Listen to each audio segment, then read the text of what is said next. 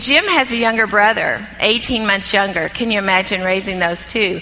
Well, they were into everything always, but when they had their own families, Jerry raised his family in Texas, and we raised our family in Missouri.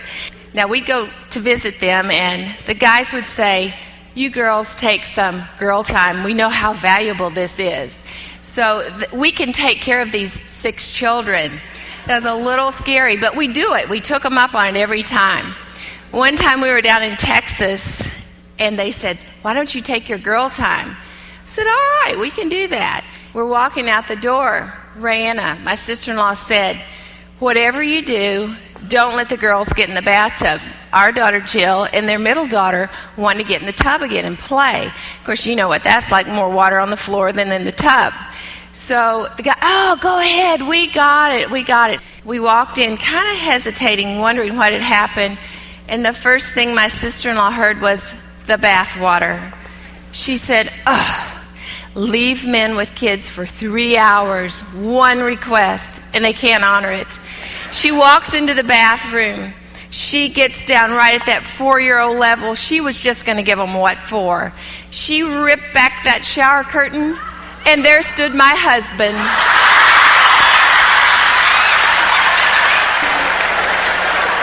Well, that was the day that we learned that men can take care of children.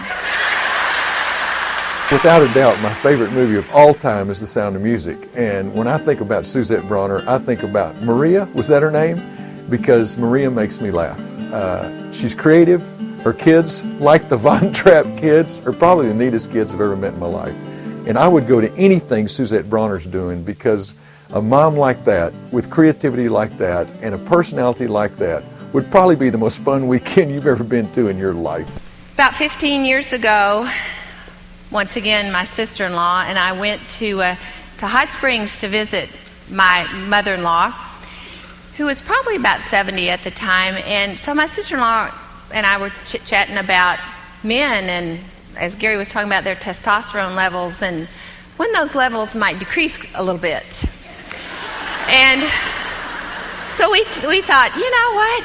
Let's ask Bonnie, these boys' mother, when this is going to happen.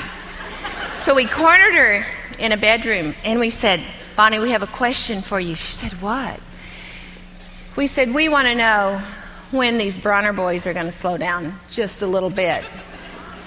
She folded her arms and looked at us. She said, "About 50. However, Brawner women never slow down."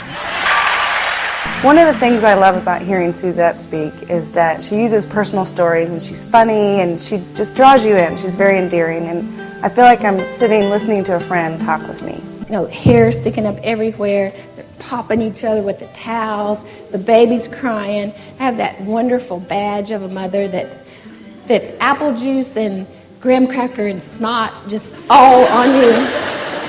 And everybody knows you're a mother because of that. The red badge of courage. I learned a lot from their mistakes.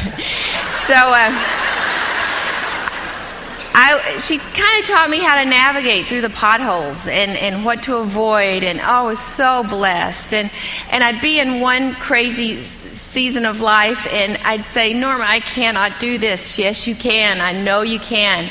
"Oh, I just want to make it through this part." She said, "No, honey, it's more complicated later on." I've known Suzette Brawner for over 20 years. I have watched her raise 3 outstanding children. I've watched her serve her community. I've watched her be an outstanding wife. We're in a small group together. I want you to know you're going to be pleased to invite her to your organization.